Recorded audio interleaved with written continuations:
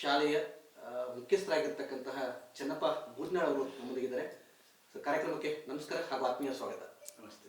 ನಿಜವಾಗ್ಲೂ ತುಂಬ ಖುಷಿಯಾಗುತ್ತೆ ಇವತ್ತು, ಯಾಕಂದರೆ ದೇಶಾದ್ಯಂತ ನಡೀತಕ್ಕಂತಹ ನವೋದಯ, ಸೈನಿಕ, ಕಿತ್ತೂರು ಇತರ ಸ್ಪರ್ಧಾತ್ಮಕ ತರಬೇತಿಗೆ ತಾವು ತರಬೇತಿಯನ್ನು ನೀಡಿ ಇಡೀ ರಾಜ್ಯಕ್ಕೆ ನಿಮ್ಮ ಶಾಲೆಯಿಂದ ನಿಮ್ಮ ಮಕ್ಕಳು ಹೊರಗಡೆ ಹೋಗ್ತಾ ಇದ್ದಾರೆ. ಹೇಗೆ ಇದೆಲ್ಲ ಕ್ರಿಯೆ ಪ್ರಾರಂಭ ಆಯಿತು, ಹೇಗೆ ಬಂತು ಇದೆಲ್ಲ ಇನ್ಸ್ಪಿರೇಷನ್ ಅಂತ? ನಾನು 2002 M.Com ಮುಗಿದ್ಮ್ಯಾಗ ಈ ಭಾಗದೊಳಗೆ ಬಂದು ನೋಡಿದೆ ಕಾಂಪಿಟೇಟಿವ್ ಎಕ್ಸಾಮಿಗೆ ನವೋದಯ ಅಂದ್ರೆ ಏನು ಅಂತೇಳಿ. ಅವಾಗ ಅಲ್ಲಿ ನಾನು ಆ ನವೋದಯ ಸ್ಕೂಲಿಗೆ ಹೋಗಿ ನೋಡಿದಾಗ ಅಲ್ಲೇನು ವರ್ಷ 80 ಹುಡುಗರು ತಗೊಂತಿದ್ರು, ಒಟ್ಟು 560 ಇಂಟೇಕ್ ಅಲ್ಲಿ. ನಾವು ಆ ಶಾಲೆ ಹೋಗಿ ನೋಡಿದಾಗ ಒಂದು 400 ಜನ ಬಿಜಾಪುರ, ಬಾಗಲಕೋಟೆ, ಕೊಪ್ಪಳ ಹುಡುಗರಿದ್ರು. ನಮ್ಮ ಹುಡುಗರು ಒಂದು 100-150 ಜನ ರಾಯಚೂರ್ಲಿಂದಿದ್ರು. ಅಂದ್ರೆ ಈ ತರಬೇತಿ ಕೊಡೋರ ಸಂಖ್ಯೆ ಇಲ್ಲಿ ಕಡಿಮೆ ಇತ್ತು. ಅವಾಗ ನಾನು ನಿರ್ಧಾರ ಮಾಡಿದೆ ಈ ಭಾಗದೊಳಗೆ ಮಕ್ಕಳನ್ನ ಹೆಚ್ಚು ಅಲ್ಲಿಗೆ ಕಳಿಸ್ಬೇಕನ್ನೋ ಉದ್ದೇಶದಿಂದ ನಾನು 2002ನೇ ಇಶ್ಯೂ ಒಳಗೆ ಇದನ್ನ ಪ್ರಾರಂಭ ಮಾಡಿದ್ವಿ. ಈಗ ಹೆಂಗಾಗಿದೆ ಅಂದ್ರೆ ಉಲ್ಟಾ ಏನ್ ನಾವೀಗ ರಾಜ್ಯಕ್ಕೆ ರ್ಯಾಂಕ್ ಪಡೆಯಕತ್ತೀವಲ್ಲ, ಆ ಎಲ್ಲಾ ಮಕ್ಕಳು ಬಿಜಾಪುರದಿಂದ ಬರಕ್ ಶುರು ಆಗ್ಯಾರ. ಈಗ ನಮ್ಮ ವಿಶ್ವ ಬಿಜಾಪುರ ಹುಡುಗ, ಈಗ ಅವನು ಹೋದ ವರ್ಷ ಸಿಂಧು ಅಂತಿದ್ದು 288 ಹಾಕಿ ಬಿಜಾಪುರ. ಅಂದ್ರೆ ನಮ್ಮ ಹುಡುಗರಿಗೆ ಅಲ್ಲೆಲ್ಲ ಹೋಗಿ ಓದಕ್ಕ ಶುರು ಮಾಡ್ಯಾರ. ಸುಮಾರು ಈಗ ನನಗನ್ನಿಸ್ತದ ಈಗ ಡಾಕ್ಟರ್ಗಳೇನು ಆಗ್ತಾರಲ್ಲ, ನಾನು 20 ವರ್ಷದಲ್ಲಿ ಎಷ್ಟು ಜನ ಡಾಕ್ಟರ್ ಆಗ್ಯಾರ ಅಂತ ನಾನು ಸುಮ್ಮನೆ ಒಂದು ರಫ್ಲಿ ನೋಡಿದಾಗ ಒಂದು 300ಕ್ಕಿಂತ ಹೆಚ್ಚು ಜನ ನಮ್ಮ ಸಂಸ್ಥೆಯಲ್ಲಿ ಓದಿ ಹುಡುಗರು ಡಾಕ್ಟರ್ ಆಗ್ಯಾರ. ಇವತ್ತು ತಹಶೀಲ್ದಾರ್ ಆಗ್ಯಾರ, PSIಗಳಾಗ್ಯಾರ. ಅವರೆಲ್ಲ ಕುಗ್ರಾಮದಿಂದ ಬಂದು. ಮತ್ತೆ ನನಗೆ ಇನ್ನೊಂದು ವಿಶೇಷ ಅಂದ್ರೆ, ಒಂದು ಕರಡಿಗುಡ್ಡ ಅಂತ ದೇವದುರ್ಗ ತಾಲೂಕಿನೊಳಗೆ ಒಂದು ಬಹಳ ಕುಗ್ರಾಮ, ಇವತ್ತಿಗೂ ಅಲ್ಲಿಗೆ ಏನು ಬಸ್ ಹೋಗಿಲ್ಲ, ಏನು ಹೋಗಿಲ್ಲ. ಅಂತ ಊರಿನಿಂದ 2 ಹುಡುಗರು ಬಹಳಷ್ಟು ಹಿಂದುಳಿದ ಕುಟುಂಬದಿಂದ ಬಂದವರು ಇವತ್ತಿಬ್ರು MD ಆಗಿ ಅಲ್ಲಿ ಓದಕ್ ಶುರು ಮಾಡ್ಯಾರ. ಈಗ ರಾಯಚೂರೊಳಗೆ ಶಿವಪ್ಪ ಮಾಲಿ ಪಟ್ಲು ಫೇಮಸ್, ಅವರು ನಾಗಡದಿನ್ನಿ ಅಂತ ಊರು. ಅವ್ರು ಆದ್ಮೇಲೆ ಯಾರು ಡಾಕ್ಟರ್ ಆಗಿದ್ದಿಲ್ಲ ಅಲ್ಲಿ. ಅಲ್ಲಿಂದ ಒಂದು 7 ಹುಡುಗರಿಗೆ MD ಮಾಡಿ ಡಾಕ್ಟರ್ ಆಗ್ಯಾರ. ಅವರೆಲ್ಲ ನಾನು ಭೇಟಿಯಾದಾಗೆಲ್ಲ ಹೇಳ್ತಿರ್ತಾರೆ ಶಿವಪ್ಪ ಅಂತ. ನನ್ನ ನಂತರ ನಮ್ಮ ಊರೊಳಗೆ ಡಾಕ್ಟರ್ಗಳನ್ನ ಸೃಷ್ಟಿ ಮಾಡಿ. ಇದು ನನಗ ಖುಷಿ ವಿಚಾರ. ಅದು ನಾನು ನಮ್ಮ ಶಾಲೆ ದೊಡ್ಡದಾಗಿರ್ಬೋದು, ದುಡ್ಡು ಬಂದಿರ್ಬೋದು, ಅದು ಯಾವ್ದಿಲ್ಲ.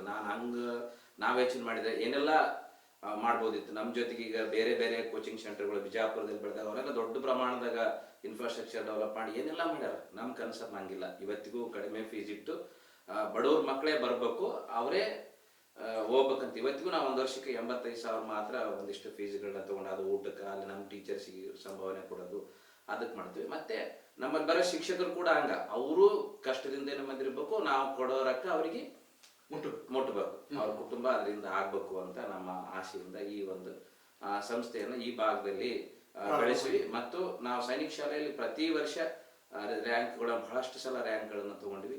ಮತ್ತೆ ಈಗ ನವೋದಯ ಸ್ಕೂಲ್ಗೆ ಅಂತೂ ಮುದ್ಗಲ್ಲಾಗ ಹೋದಾಗ ನಮ್ದೇ ಒಂದು 40 ಹುಡುಗರು ಪ್ರತಿ ವರ್ಷ ಅಲ್ಲಿಗೆ ಹೋಗಿರ್ತಾರೆ.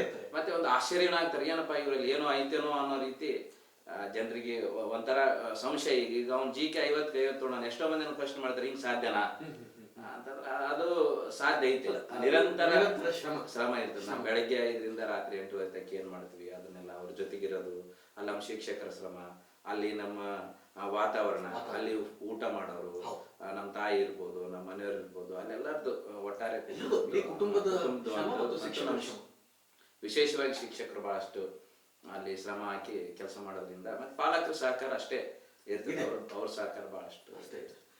ಮುಂದಿನ ದಿನಗಳಲ್ಲಿ ಏನ್ ಪ್ಲಾನ್ ಇಟ್ಕೊಂಡಿದ್ದೀರಿ ಸರ್ ತಮ್ಮ ಸಂಸ್ಥೆಯಿಂದ? ಮತ್ತೆ ಏನಿಲ್ಲ, ನನಗೆ ಈ ಸ್ಪರ್ಧಾತ್ಮಕ ಜಗತ್ತಿನ ಜೊತೆಗೇನೆ ಮಕ್ಕಳು ಈಗ ಓದು ಆಯ್ತು ಅಂತ ಅನ್ಸಕತ್ತೆ. ನನಗಿದು ಓದು ಸಾಕು. ಈ ಮಕ್ಕಳು ಬೇರೆ ಬೇರೆ ಅಂದ್ರೆ ನಾವು ಸುತ್ತಮುತ್ತ ನೋಡಿದಾಗ ವಾತಾವರಣ ಬಹಳ ಕೆಡದು, ಮಕ್ಕಳು ಡಿಪ್ರೆಷನ್ಗೆ ಹೋಗಕ್ ಶುರು ಮಾಡ್ಯಾರ. ಮಕ್ಕಳು ಹೆಚ್ಚು ಈಗ ನೀಟು, IIT ಅಂತೇಳಿ ಹೆಚ್ಚು ಓದಕ್ ಶುರು ಮಾಡ್ಯಾರ. ಡಾಕ್ಟರ್ ಈಗ 300-400 ಜನ ಡಾಕ್ಟರ್ ಅದೇ.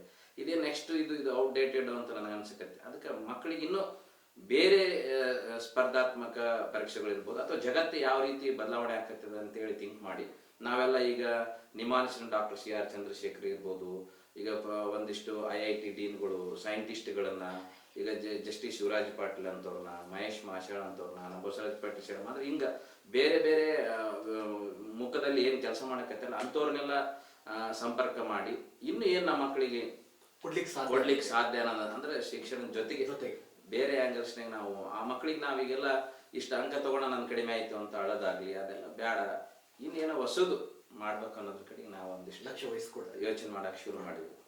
ಕೊನೆಯದಾಗಿ ನಿಮ್ಮ ಶಾಲೆಗೆ ಸಾಕಷ್ಟು ಜನ ಈ ಪ್ರವೇಶವನ್ನು ಪಡಿಲಿಕ್ಕೆ ಬಯಸ್ತಕ್ಕಂತಹ ಪಾಲಕರಿಗೆ ಏನ್ ಹೇಳ್ತೀರಿ? ಇಲ್ಲ, ನಮ್ಮಲ್ಲೇನು ನೀವು ಬಹಳಷ್ಟು ಏನೇನೋ ಇರ್ಬೋದು, ಇಲ್ಲಿ ಏನೋ ಟೆಸ್ಟ್ ಮಾಡ್ತಾರ, ಇಷ್ಟು ಅಂಕ ತಗೊಂಡ್ರೆ ಮಾತ್ರ ತಗೊಂತಾರ, ಶಾಣೆ ಹುಡುಗರನ್ನ ಅಷ್ಟೇ ತಗೊಂತಾರ, ಹಂಗೆಲ್ಲ ಹೇಳ್ಯಾರ. ನನ್ನ ಪ್ರಕಾರ ಶಾಣೆ ಹುಡುಗರು ಬಂದು ಶಾಣೆಯಾಗಿ ಪಾಸ್ ಆದಾಗ ನಮ್ಮ ಯಾವ ಪಾಲಕರು ನೆನೆಸಿದ ಉದಾಹರಣೆಗಳು ನನಗಿಲ್ಲ. ಇವತ್ತಿಗೂ ಯಾರಾದ್ರೂ ನಮ್ಮನ್ನು ನೆನೆಸ್ತಾರ, ಯಾರಾದರೂ ಒಂದಿಷ್ಟು ನಮ್ಮನ್ನು ಗಮನಿಸ್ತಾರ ಅಂದರೆ ಯಾವ ಮಗುವಿಗೆ ಏನು ಬರಲ್ಲಲ್ಲ ಆ ಮಗುನ ನಾವು ಒಂದಿಷ್ಟು ಕಲಿಕೆ, ಅವನಿಗೊಂದಿಷ್ಟು ಮಾತಾಡೋದು, ಅವನಿಗೊಂದಿಷ್ಟು ಸೌಜನ್ಯ, ಅದನ್ನೇನು ಕೊಟ್ಟಿವಲ್ಲ ಅದೇ ಪೇರೆಂಟ್ ನಮ್ಮನ್ನು ನೆನೆಸ್ತಾರೆ.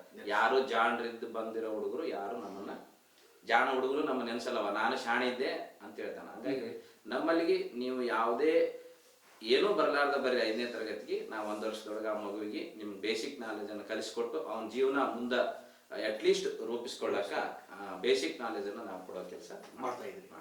ತುಂಬ ಖುಷಿ ಆಯಿತು ಚೆನ್ನಪ್ಪ ಅವರೇ, ನಮ್ಮ ಕಾರ್ಯಕ್ರಮಕ್ಕೆ ಬಂದು ನಿಮ್ಮ ಸಂಸ್ಥೆಯ ಪ್ರಕ್ರಿಯೆಗಳನ್ನ ನಮ್ಮೊಂದಿಗೆ ಹಂಚಿಕೊಂಡ್ರಿ. ಇದುವರೆಗೆ ಬಂದು ಹಂಚಿಕೊಂಡಿದ್ದಕ್ಕೆ ತಮಗೆ ಮತ್ತೊಮ್ಮೆ ಧನ್ಯವಾದಗಳು. ನಮಸ್ಕಾರ. ನಮಸ್ಕಾರ.